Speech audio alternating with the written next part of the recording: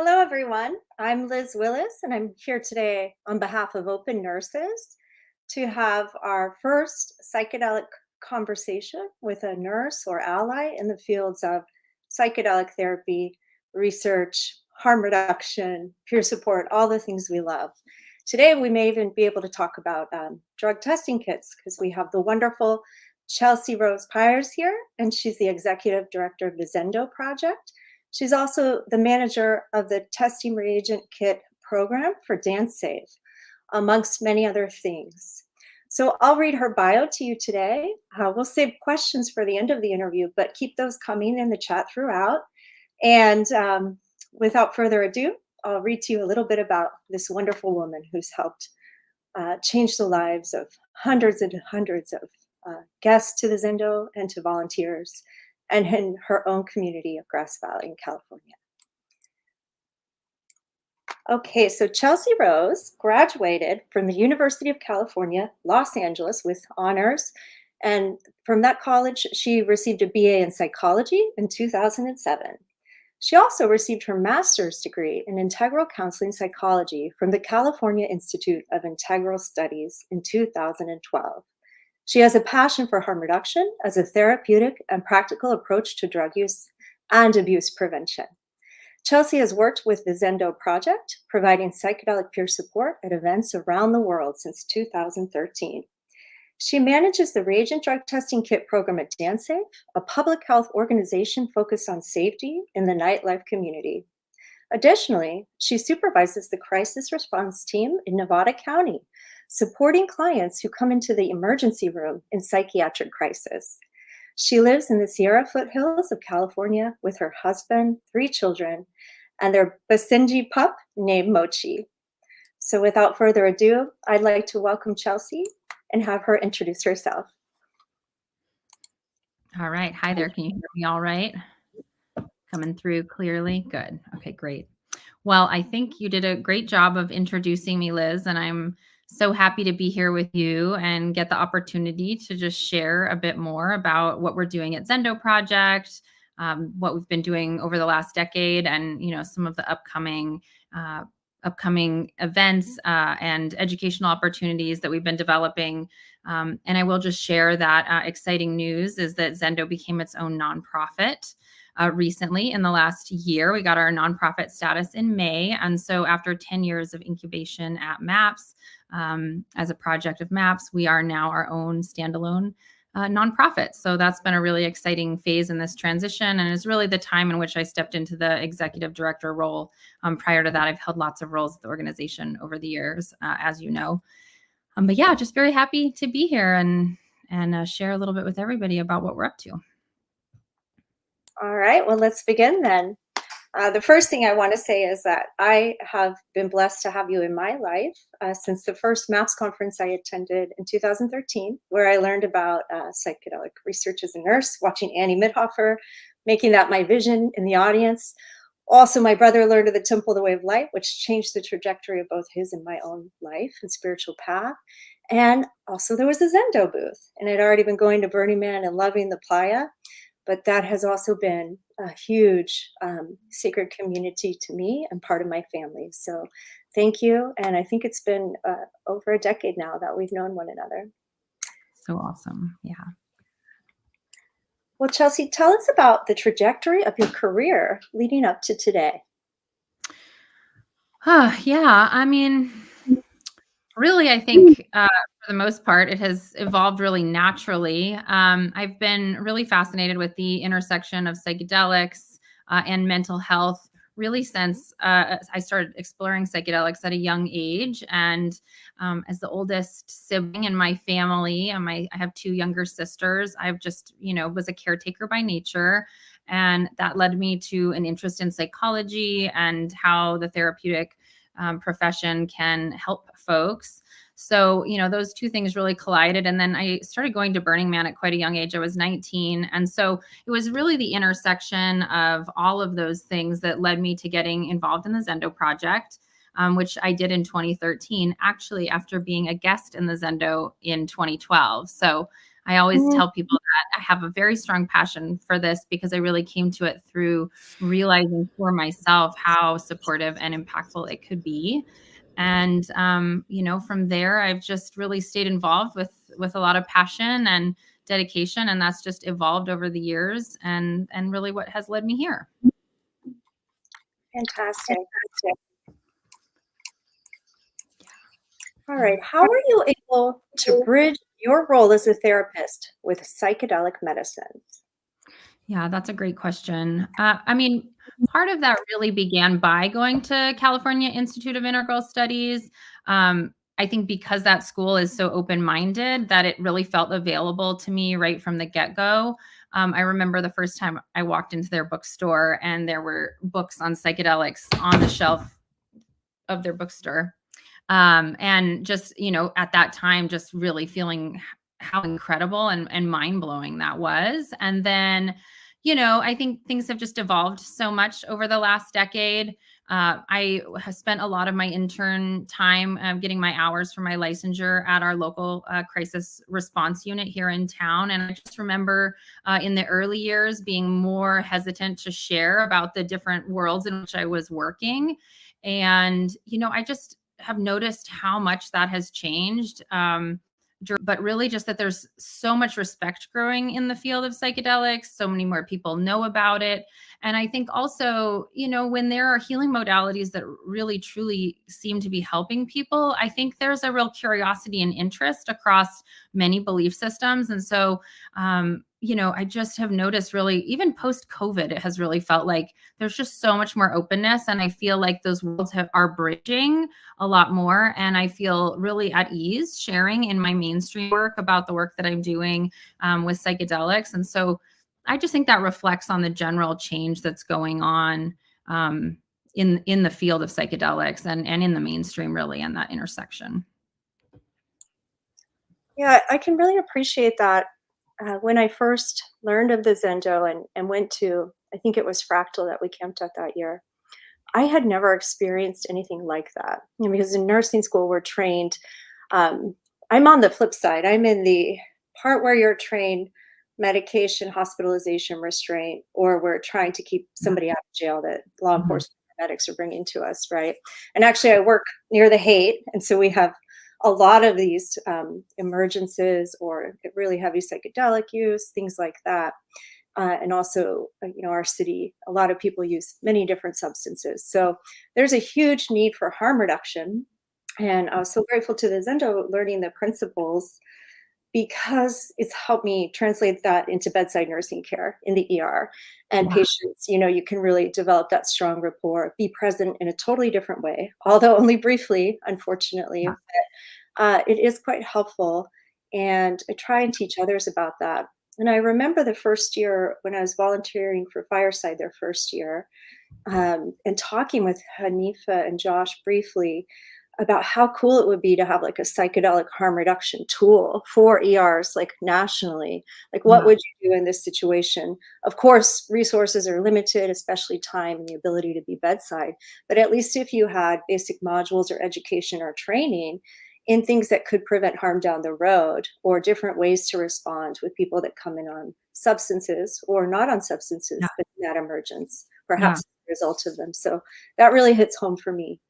Yeah, absolutely. Yeah, it really, what I've learned and what you're sharing reminds me of is that, there are Zendo is focused on altered states of consciousness via psychedelics, but when you look at non-ordinary states of consciousness as they apply to the human experience, they're happening all the time, right? They're happening. I mean, grief is a non-ordinary state of consciousness, crisis, many of the things that might bring someone into an emergency room or into a crisis response team. Those sorts of experiences are you can apply the skill set that Zendo teaches, right? Any non-ordinary state of consciousness. And I mean, you could apply it to parenting, really. I mean, it's so vastly applicable. But I think, for crisis response, often as crisis responders, we are taught the practical functional components of assessment, in this very step-by-step process, but you're not necessarily taught how do you just show up in that moment with another human being, and meanwhile you're doing your assessment, but just to show up with that kind of presence and offer support that's in a deeper level than, just kind of going through the steps of the mental health system or the medical system. And so that's one thing that I just really love about Zendo. And I do hear this again and again, where these skill sets are so applicable in a multitude of settings and under a multitude of circumstances. Yeah, definitely. I think the principles have a lot to bring to nursing and the Western medical model in general. And it's also interesting. I know probably a lot of our viewers who have volunteered with Zendo or Whitebird or Fireside or any of those other amazing organizations. Once you're trained, all of a sudden you're a magnet wherever you are out in the community at concerts or festivals or work or school, anywhere you may find yourself, you'll start to notice that people come to you that are in need for a variety of different reasons, and you're able to manage those situations a bit more gracefully and with more of a solid presence. Yeah, absolutely. It's so true. So true. Well, you mentioned earlier a little bit of how much you value harm reduction and peer support, Chelsea, and I'm wondering, could you speak more to that? Like you gave one example about yourself being a guest and how it was transformative. What else could you add to that? Your values for, your work at DanceSafe and education. Yeah, yeah. Yeah, I mean, I would just start by saying what I value so much about harm reduction and peer support is that I just really appreciate the honesty that comes with the conversation. I think things have been polarized for so long around drug use, and there's a lot of shame and there's a lot of different belief systems about the benefits and the harms. But I really appreciate how we can, kind of walk a middle road in some way where we can talk about, okay, there are reasons that folks use these drugs, there are benefits they find, there's also risks. And both of those exist at the same time. And so, really, the question is, how do we treat people with care and compassion, no matter what path they choose and or why they choose it. And so, yeah, I think it just really comes back to being able to have an honest conversation about it. Now, those honest conversations and that honest behavior that can take a toll on us sometimes. Yeah. So, what kind of self care practices do you have in your own life? Maybe in all the realms that you work in would be great. Yeah. Yeah. Oh boy, that's a big one. I think self-care is definitely an ongoing practice. And for me, I think self-care really asks me to slow down and to tune in with myself. And that as actually isn't easy for me. I'm definitely a doer and a goer. And so, for me to just kind of pump the brakes a little and ask myself what it is that I need. And that really could be a lot of different things that I do to take care of myself. I think everybody probably has their own unique ways. For me, some of them are just spending time in nature. I love being in community, talking with friends. I love eating dinner with my family. That some of the simple things like that, exercise, and all of those things I think just help me to remember what's important and when it's time to pause and to assess how I'm doing. And the skill set that the Zendo teaches is really foundational in just acknowledging how important it is to care for ourselves in order to care for others. And I think, like I said, as a caretaker, I think we have to remind ourselves of that over and over. So it's an ongoing learning process. But that's a little bit about self-care, I think, as it applies to me and my work professionally and individually. It was exciting to see this year in our camp the huge, huge switch to more self-care in the camp, and the inner Zendo for the volunteers. And it just happened to be divine timing in the universe that we had that extra infrastructure with so much love. And so if you could talk a little bit about how do you take care of all of our volunteers and all of our allies camping with us and the greater public on the playa. And I know, I don't know if the audience is aware of this, but your nickname's Mama Bear for a reason. Yeah, this year was such a big pivotal year because of what you mentioned. We had what we called the Pulse team, and we've been out in the field doing this for a long time, and we really started to see that because being in difficult circumstances with folks or seeing folks undergoing difficult circumstances can really take its toll on the people that are doing the caring. And so we, for the first year, implemented a volunteer care team named the Pulse team.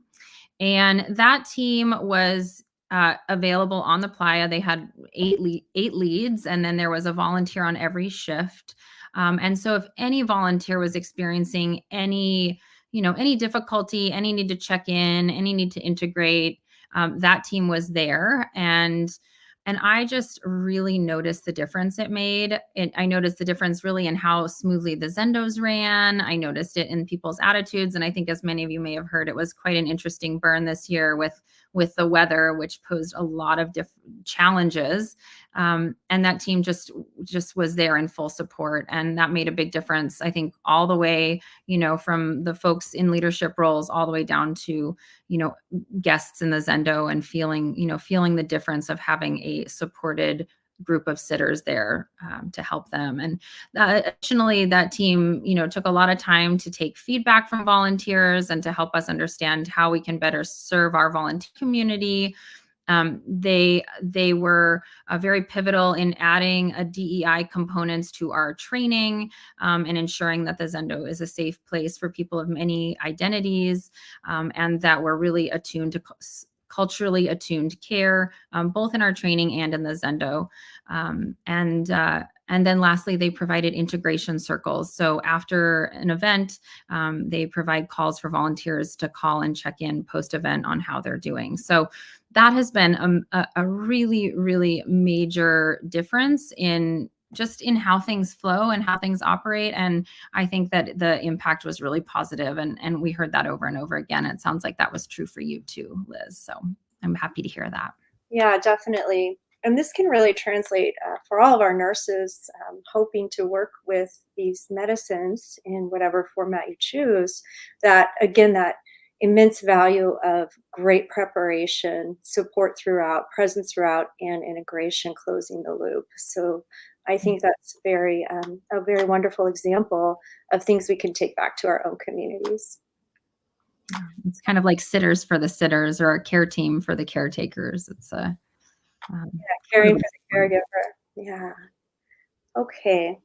This next question, Chelsea, please describe how others view you or react to you when they learn that you are a therapist working within, contributing to, and shaping this field. Well, it's an interesting question. I mean, personally, I feel often very shy, although also very outgoing. It's kind of that paradoxical experience, that human experience of paradox. But holding a leadership role at times can feel really intimidating. And I think I've ended up here because I love community, and I love weaving community together and bringing people together to do something that they feel excited about and they feel is meaningful. And that part really comes naturally to me. So I'm not really sure how it is that people view me, but I hope that people really just see me as another human being and peer.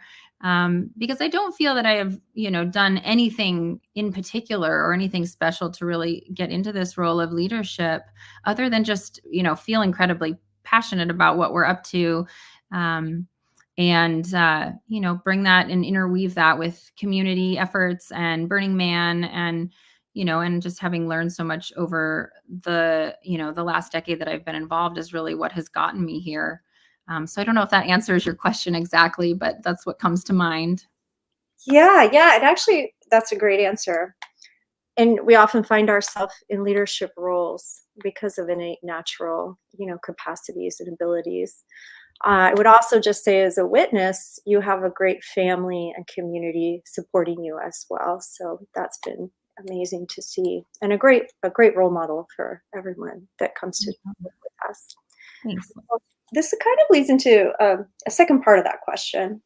So was there ever a time that someone responded negatively or really super positively to your work with psychedelics or advocacy for drug testing? I mean, I feel really lucky. I feel like I've really overall the responsive has either been, you know, excitement and support, or if not that, then just curiosity. Um, there have been times where people have responded where it's pretty apparent that folks have a judgment about, drug use or substance use, and they might say something about, their idea about drug users, or maybe tell a story about someone they knew who used drugs and had made poor choices. And I think that that is a lot of the cultural approach that was taken toward drug use for a long time. And so you still feel that. And I think I've, sometimes in certain contexts hesitant to say, oh, I do psychedelic peer support. I might frame it slightly different to say, we do crisis services at large events, and often people are on substances. And then it's kind of a little bit of an opening into talking about how those two inner overlap, I guess, how they're woven together. And I think with that kind of approach, people really just want to know more. And I do think, again, and I just keep seeing more and more open-mindedness toward these things. Yeah, if I imagine over the past decade, I can remember almost a secret life from when I first was trying to get into nursing school. And then being out of nursing school at my first new grad nursing job out of state, right? I never shared these parts of myself. And it's been a long, slow rollout to be able to feel confident to do things. And I know you as therapists and us, our audience as nurses, we want to keep our licenses. We love what we do, Yeah. and it's an interesting thing to navigate. So that would want me to ask you a little bit more about that. Yeah. How do you keep your professional licensure and standing within that community, the community that you care for? Yeah. They are in crisis where you live and in your home. And how do you do Yeah, that's a great question. I mean, I think, there is, I mean, when you feel really passionate about something, right, you'll do it in the face of there being, some small level of risk. And I think providing peer support is a highly rewarding work, but it does come with great personal responsibility. And, so I think in that, I feel open to accepting some small level of risk.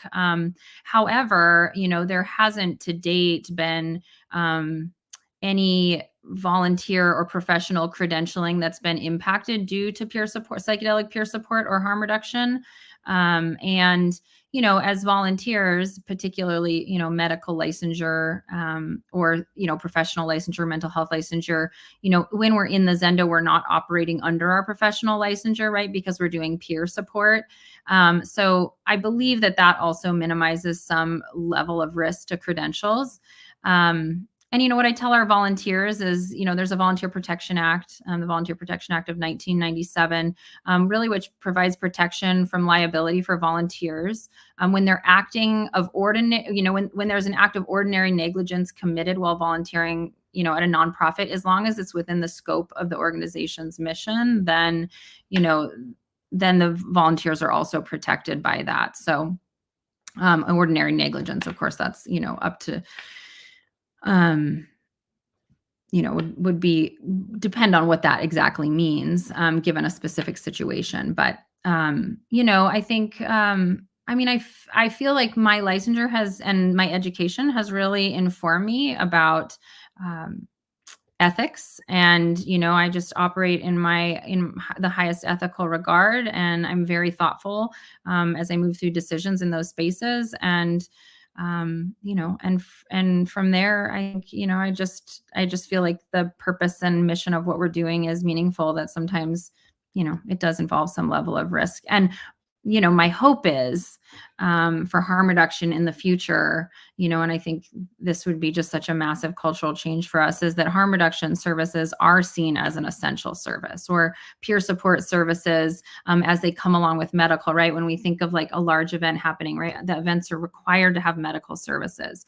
But what a different world it would be if they were required to have medical services and mental health services that then are addressing, the whole human being. And I think that when there's a standard of care in place for that, that's going to be just massive. And that's the world I see in the future, where there's a standard of care for harm reduction. It's available in a multitude of settings, and that, that peer support is held as an essential service. Does that answer your question, Liz? It does, and it kind of sparks my imagination about another topic.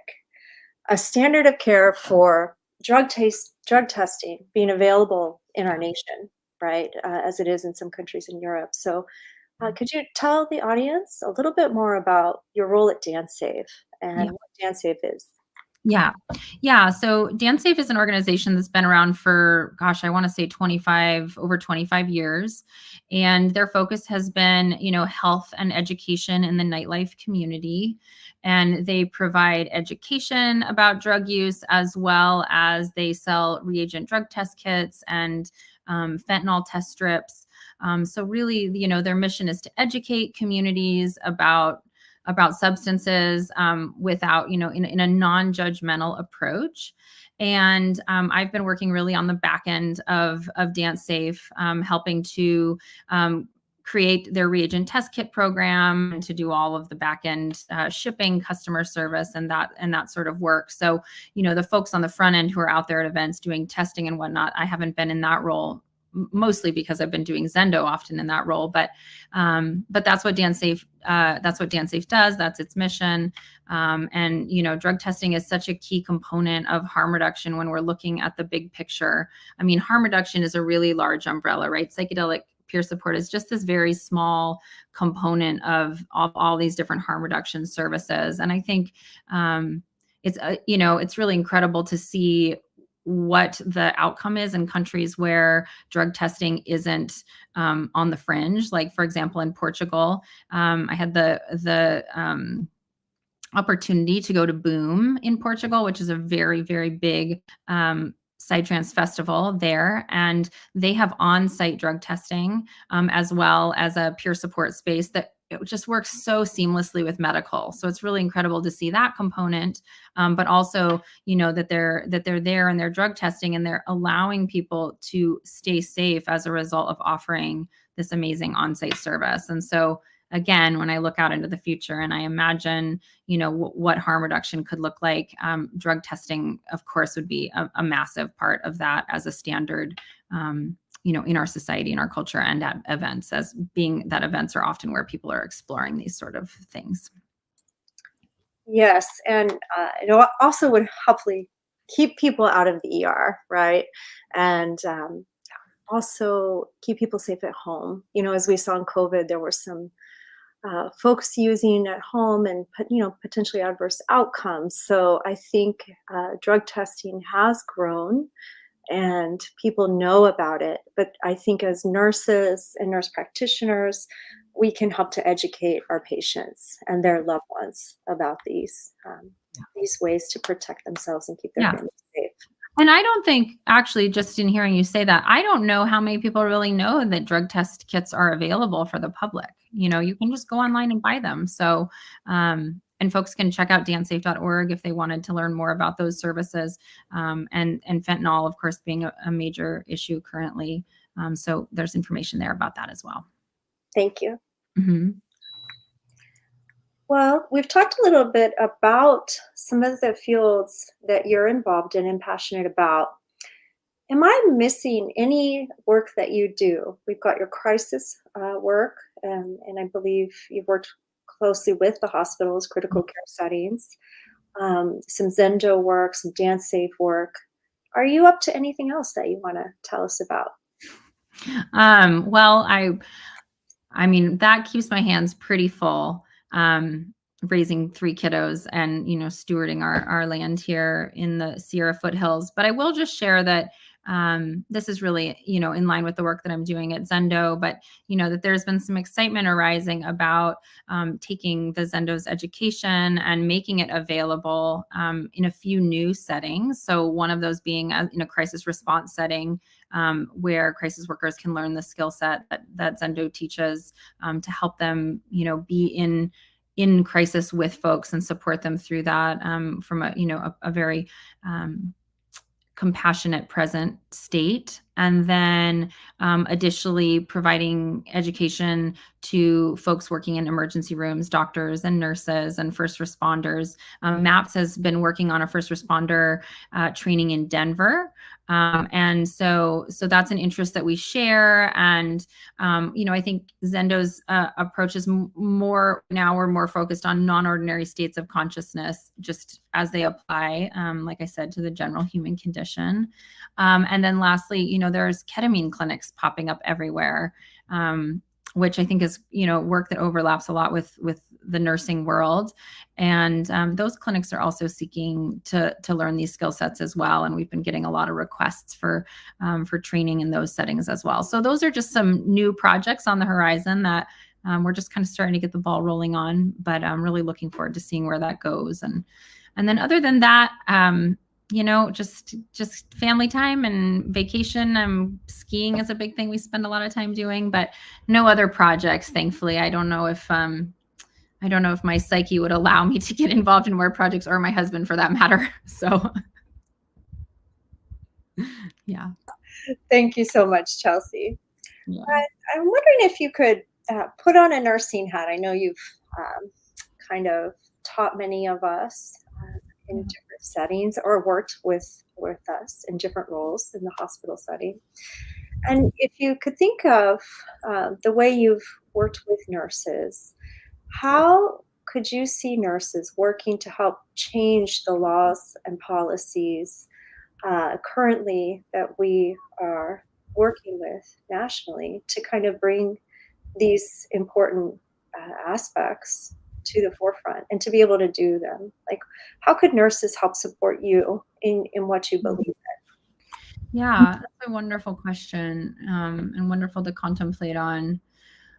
My mom is a nurse, so I grew up with a nurse in my family, and I just love nurses. I always feel like if your friend's a nurse, you're really lucky. I can't imagine how much money I've saved from having a mom and friends as nurses, and calling up.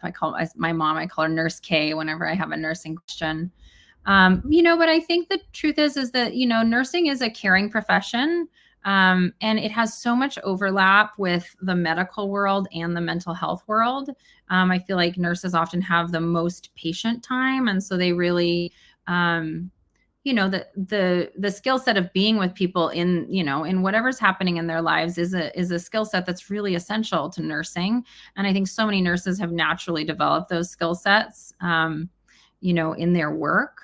And I also think there's a great deal of respect for nurses because of this, this overlap with medical and, the respect in our society for medical, but also, when you're working in, psychedelics or in anything really that's, maybe what you would consider on the fringe, when there's folks that are licensed, credentialed, educated, and experienced, and they bring their all of that to these settings, working with psychedelics. I just think there's a lot of open-mindedness that occurs. I think folks are willing to listen. Because, everybody knows nurses, everybody gets treated by nurses, and nurses are just such a key part of the care that goes on in our medical system and in our culture. So I think there's a lot of power in that. That's what I would imagine. I would be curious to hear your answer as a nurse, what your experience has been there, and, see if that brings any other thoughts to mind. Well, it's interesting. I think as an organization, kind of in our youth and growing, we're tackling some of those ideas. Like, what are our next steps? At the most recent MAPS conference, we had just like this amazing energy and the largest group of, I think, psychedelic nurses in a room that I've known about, and it was really powerful. And so we've come a long way from that time, a decade ago when there were no opportunities for nurses, right? And Andrew's done a great job highlighting some of the history of nurses in the past. And of course, we have people like Annie and Karen and Maria Mangini and people who've been trying to create opportunities for nurses. But I've really seen it changing, I think is what I would say. And one of the pivotal things we need to identify is, how are we going to advocate? How are we going to lobby? How are we going to go, like you did, to Washington? Maybe you can speak to that in a moment. But how can nurses do all the things that we're great at: educating, fighting for our patients, supporting their families, and also be taken as equals, right? So there's this weird place. Say we're in the middle. Say there's therapists, and I know from being able to be a home group facilitator for students training in this stuff, there's kind of sometimes not a rift, but a difference in the way they perceive nurses or nurse practitioners, and also how doctors perceive that, right? And so it's almost as if the field of nursing really hasn't been acknowledged in what they can bring to psychedelic therapies and research in harm reduction and peer support.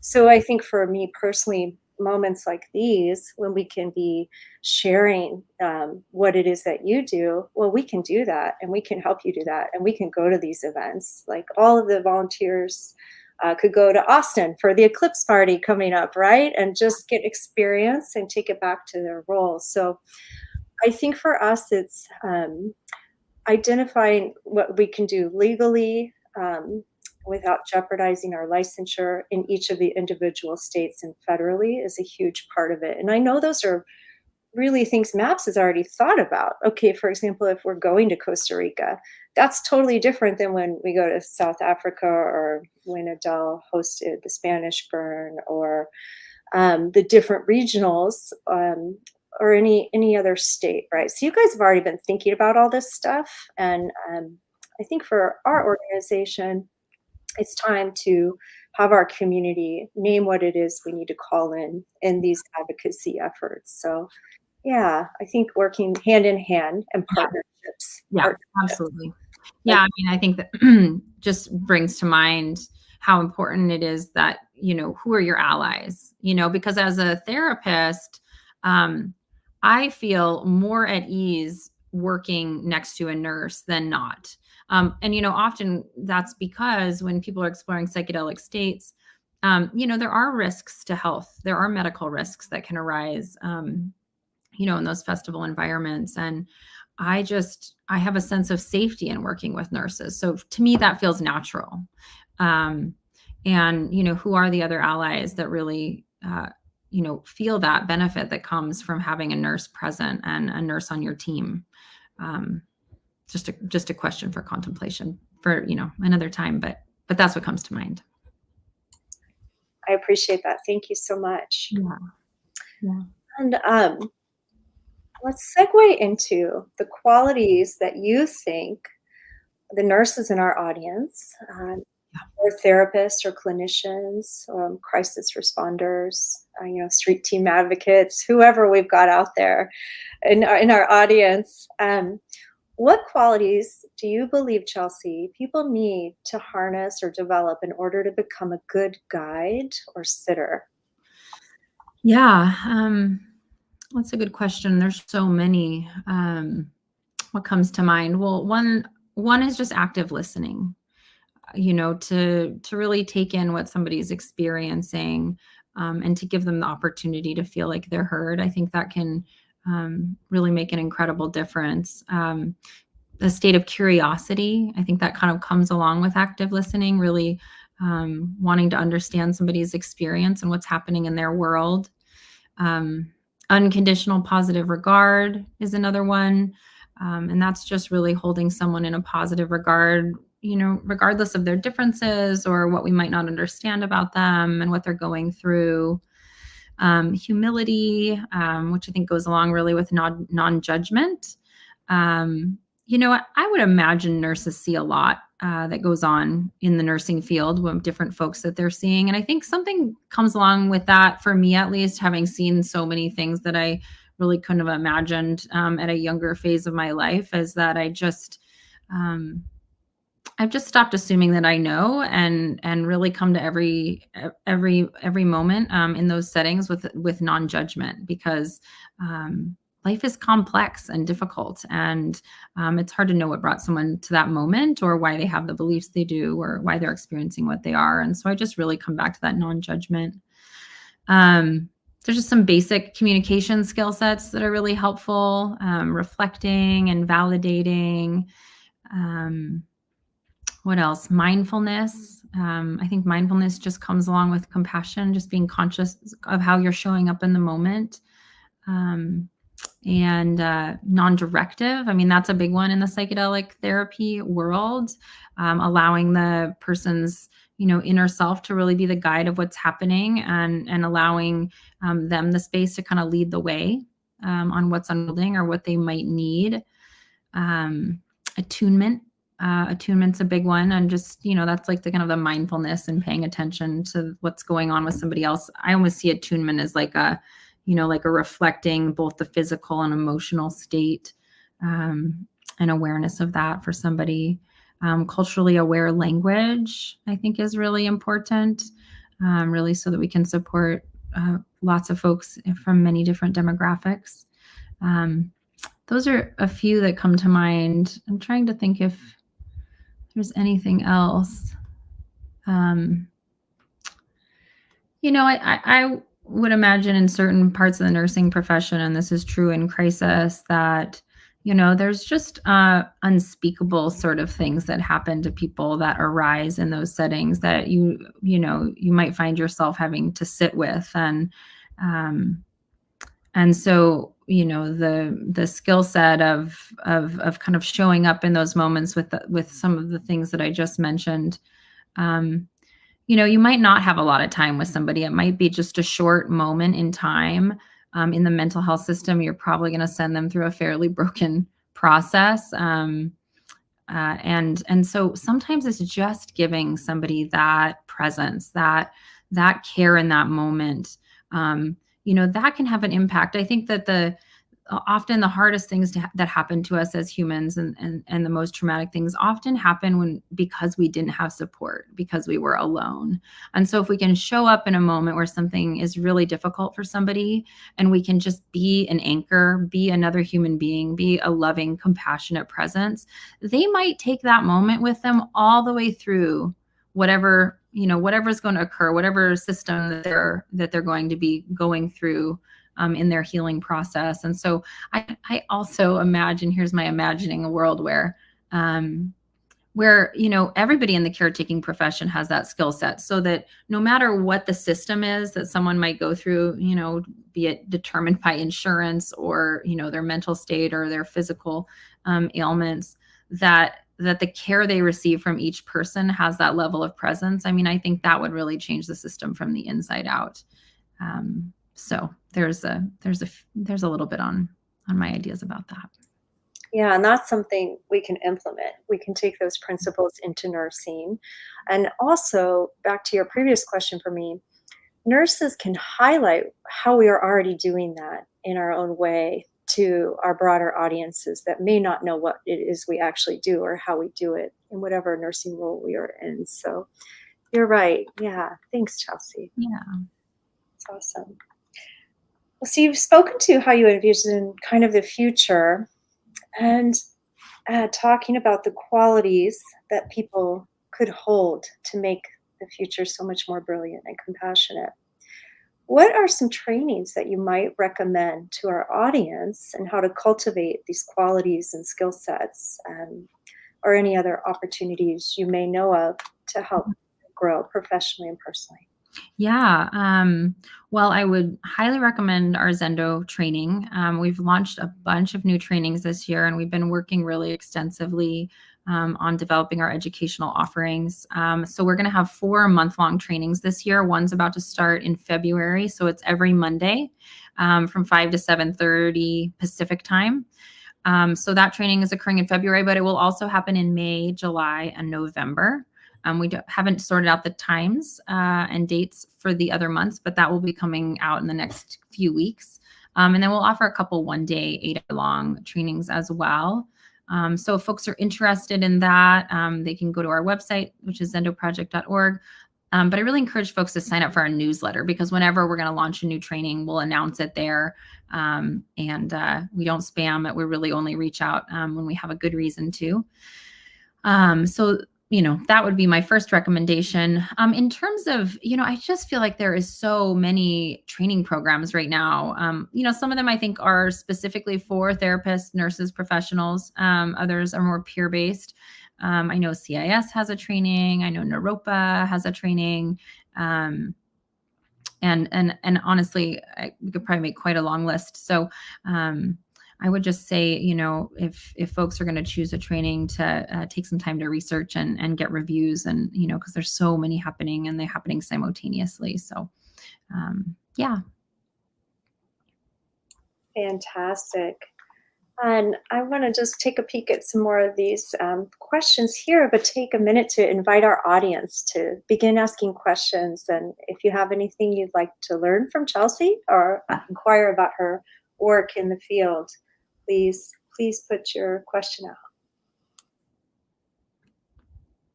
Oh, I got it. No, go ahead. Yeah, no problem, Chelsea. I want to talk about the bigger picture of psychedelics and a little bit more about what you could potentially see as the word perils is used here in our question, but any other aspects energetically or societally that you've seen over the past decade and envisioning the future? What have you noticed as a trend or worried about personally? Yeah. I mean, in my work with DanceSafe, adulterated drugs, I think as more and more people learn about psychedelics, and people are trying to find these substances that they that aren't obviously readily accessible or legally accessible, I worry about folks being desperate and getting their hands on things that are not safe. So that's one worry that comes to mind. Another is just the ethics piece. I think there's so many people seeking healing and seeking treatment and relief from their symptoms. And again, how do you go about finding somebody who might be able to guide an experience like that? And so, it just worries me that people might come across folks who aren't qualified. And, in an altered state of consciousness, just our sensitivities are so heightened. And so in that sense, when something great and good happens with the right support, that can be very profound. But on the other side of the coin, if something doesn't go well, someone doesn't know how to hold somebody in that space, somebody crosses boundaries, then the harm can be, I think, even more immense. And so, I think those are things that we're navigating in these times, and some of the worries that come to the forefront of my mind. And then lastly, I just say the other thing that feels incredibly important, and I don't know if really it's getting addressed in the way that, it certainly isn't getting addressed in the way it could, but just educating, just making knowledge available. I think there is a lot of great knowledge available out there for folks to make informed choices, but I think we've got a long ways to go. And I specifically think of youth. There's so much hesitation with how we address this with youth. I have 2 teenagers, so I see that, in real time, how parents and families and schools are addressing these real life concerns, and how many conflicting beliefs there are, and how do we kind of rise above that and really give folks the information they need to make informed choices. So those are some of the ones that come to the top of my mind. Yeah. Do you mind if you could talking a little bit more about those potential ethical breaches and how either you've seen it manifested or how you've had to work with that on either a leadership level or personal level Yeah. with the client? Yeah. Yeah, it's a big one, and it's a big responsibility in leadership. It's a big responsibility in community on, how do we take care of one another when something happens? How do we address it from a restorative justice perspective versus, casting people out or, potentially causing more harm to really any of the parties involved? So, I think some of the key resources that have been coming to mind is just like the skill set of conflict resolution, what an important role that plays, I think, in really all communities. But, as these issues are arising in the psychedelic community, I think that that's a really important skill set. And I think also just recognizing that we don't know there's so many ways in which things can go wrong. Those things can be interpreted. And so, how do we really handle and respond and triage in the moment to every unique situation? And yeah, and I think the again, I think it brings me back to education. I think if people have the knowledge that they need to make informed choices, that would include, how do you make a choice about somebody that you're going to embark on a journey with? We talk about set and setting, and how do we expand that concept of set and setting? What is the importance of our internal state and our external world as we make those decisions, and the impact of the people around us? So I don't know if that really answers your question, Liz. I'm happy to delve in deeper if you want to ask anything specific. But it is a very complex topic, and I think we're really having to kind of learn in real time, how do we address these ethical concerns, and taking care of people in the midst of there not being regulation in the space. And that's a great answer, and it might actually lead to this question that we have. And I'll read it to our audience and to you. For someone listening to this who has not had any formal harm reduction training, what are the most important things to know about helping someone having a challenging psychedelic experience? Think psychedelic first aid. Yeah, that's a great question, and it just really speaks to the heart of what we do at Zendo. I would love to just share the 4 principles briefly, because I think that would help to answer that question. Liz, is that all right? Are folks aware of those principles? I don't know if they were posted anywhere or anything. We have these here posted for you, Chelsea. Perfect. Yeah, so you can see there, the 4th one is, difficult is not necessarily bad. Creating a safe space, so tending to safety. Tending to safety kind of goes back to what we were just talking about, Liz. Safety is different for everybody, so when we say safe space, I think we're talking about the Zendo as a physical space, but also out in the world, tending to safety can mean a lot of different things. So I think it's just really important to acknowledge that's different for everybody. But sitting, not guiding. So sitting, not guiding is about allowing somebody's inner guide to lead the way. That's that non-directed approach that I mentioned earlier. And talk through, not down, just really is, that the going through an experience is really where we're going to have the opportunity to benefit from it. And we're not talking about ending it. We're talking about working with it and turning toward it and seeing what opportunities lie in that experience. And then as a question was mentioned, what is the key for being with somebody in a difficult experience? And I think a lot of the different qualities we were talking about earlier that would be supportive, curiosity, active listening, non-directive approach, all of those sort of things are really helpful in that moment. And sometimes reassurance can be amazing. But I think the big thing for me that has been really helpful to remember is it's like an act of being versus doing, right? Maybe we don't actually need to do anything, but just to be with somebody. And I think that takes practice in our culture, because we're doers. And, when somebody's struggling, we want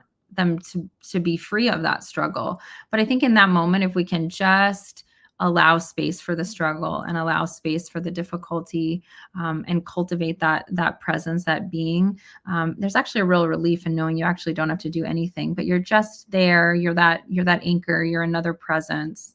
And every situation will call for something unique, but I think that's a good quality to start with.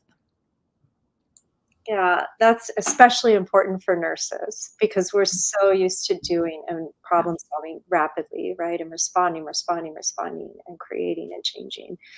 And so that sitting, that being, that just being that presence. Thank you. That's very inspirational and important. Now, this might be a fun one for you. If you could go back and give your younger self a bit of advice, what would it be? Um, hmm. Um, what comes to mind? I think it would probably be just to be yourself or be myself. In the case for me, I just feel like what I've learned through my work with Zendo and through my work in leadership roles is that sometimes my flaws are my greatest gifts, and sometimes my hardest challenges really lead to breakthroughs in just my sense of myself and my capabilities. And so, even though I often want to pretend, or many of us I think do, that we don't have flaws, really I think they really can be our greatest gifts. And I think there's the paradox in that, which has been, really pivotal for me in realizing that it is just not a black and white, there's a right or a wrong way, but that there is paradox in everything, like our flaws can be our greatest gifts, and that the best way to find our way through things is to just be ourselves. So that's what I would tell myself, because I think I spent a lot of time um, trying to be a perfectionist and do things just so, and the way that everyone else thought I should do them. And so it's been a great lesson to really learn that the clearest way for me to find my way forward in a role in my community is to be myself. And then I think it gives others permission to be themselves. And I think that's also really powerful. Thank you so much, Chelsea. Yeah. Well, my final question for you then is going to be, what other advice would you have for our young nurses wanting to enter this field? Yeah. How can they best prepare? Yeah. Yeah, that's a great question. I mean, I just encourage people to get involved in things that they feel excited about, because there is so much networking that goes on. When you connect with like-minded folks who are interested in the same things, it's like a web, or it just so many doors can open. So I'd say get involved in things you love, get involved in things you're excited about. Um, and kind of follow that excitement and that passion, and I think that's amazing where that can lead. I actually have one more. I know we're almost out of time. But I want to go back to when you went to Washington, D.C., Yeah. because I think, I hope that as open nurses one day we can go to the Capitol and we can lobby. And can you tell us a little bit about that story and that opportunity? Yeah, absolutely. Yeah, super exciting. So last July, Zendo Project was invited to SAMHSA, which is the Substance Abuse and Mental Health Services Administration of the federal government. And they invited us there to consult the officials on creating programs for addressing psychedelic use via tools like harm reduction. And so there were other groups there. DanceSafe was there. Um, and, folks really from all over the psychedelic field were welcomed into this conversation. I think it was about 30 people. We sat around the big tables with the microphones in front of us, and really just got the opportunity to share with government officials about our experience working in the fields of harm reduction and the field of psychedelics.